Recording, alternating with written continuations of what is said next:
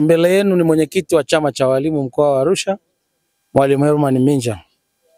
Napenda kushukuru sana serikali yetu ya Jamhuri ya Muungano wa Tanzania inayoongozwa na mama yetu Samia Suluhu Hassan kwa kukubali kupitia chama cha walimu kuwa na kliniki mobile ya kuwahudumia walimu. Leo kliniki hii imetufikia mkoa wa Arusha na tunafanya kazi na walimu wa wilaya ya Ngorongoro, Karatu yenyewe na pembezoni mwa Monduli eneo la Mtoa Mbu. Chama cha walimu Tanzania ni chama pekee ambacho kinawajali wanachama wake. Kimepanga utaratibu huu kwa lengo la kuhakikisha ya kwamba kila mwalimu anapewa haki na wajibu kama ilivyo na kauli mbiu yetu. Walimu wamejitokeza vya kutosha, kwa kweli mpaka wametisha. Sasa naomba nitoe taarifa kwamba kesho tarehe 10 tutakuwa katika ukumbi wa Pilot pale Arusha kwa ajili ya kliniki kama hii na tunategemea kuwahudumia walimu wa wilaya ya Arumeru, Arusha DC, Jiji, Longido na Monduli mjini. Usipange kukosa ukiwa na tatizo lako.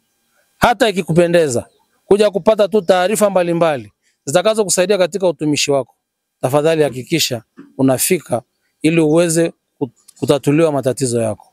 Miongoni mwa mambo ambayo chama kinasaidiana na serikali, wako watu wote na taasisi zote ambazo zinahusiana na mtumishi.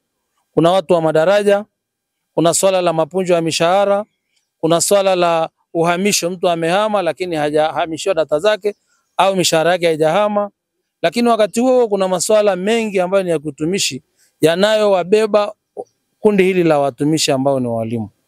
Ndugu waandishi wa habari, naomba nitoe taarifa kwa viongozi wote wa chama cha walimu katika wilaya tulizozitaja, wawahimize walimu waweze kujitokeza kwa sababu taarifa hii ni taarifa kutoka TAMISEMI na si kwamba labda wataonekana hawapo kituoni kwa sababu hii. Ni ukweli kwamba walimu wamekuwa wakijitoa kwenda kulalamika, kuomba kutafuta haki zao, lakini wakati mwingine kutokujua kunasababisha wao wajifanye wanyonge na kunyamaza na kuacha haki zao za kimsingi.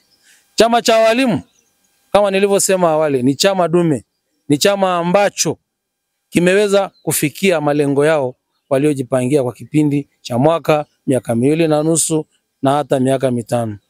Kwani sasa hivi tunakimbilia kwenye chaguzi za chama cha walimu, nikiamini ya kwamba yaliyofanyika kwa kipindi chote tangu chaguzi uliopita ni mambo ya msingi yanayohusu walimu na viongozi wetu wametutendea haki.